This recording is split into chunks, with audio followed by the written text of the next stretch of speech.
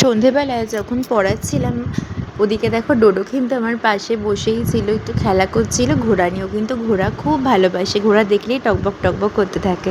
আর যেহেতু অনেকটা বৃষ্টি হয়েছিল, প্রায় 8টা সাড়ে 8টা হবে ওই সময়টা, বৃষ্টি থামার পর দেখো চারিদিকটা মানে মনে হচ্ছে দেখে যে না, মানে অনেকটাই বৃষ্টি হয়েছিল আর কি। গর্ত টর্তগুলোতে সব জল কিন্তু ভরে ভরে ছিল।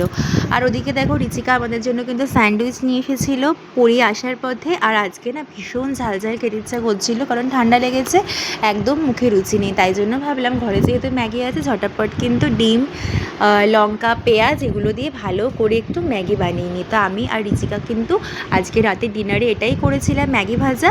তো খেতে কিন্তু ভালো হয়েছিল, সবাই কিন্তু অনেক প্রশংসা করেছে খেয়ে। তো দেখো আমার প্রায় হয়ে গেছে ম্যাগি ভাজার। ওদিকে দেখো সম্রাট তো ডোডোকে নিয়ে ঘরে ছিল, না হলে তো আমি পারতাম না করতে। আর এদিকে দেখো ম্যাগি তো রেডি।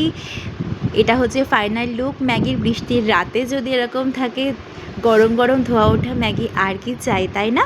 আর দেখো জায়গাগুলো একটু পরিষ্কার করে বাসনগুলো কিন্তু ধুয়ে রেখে দিলাম।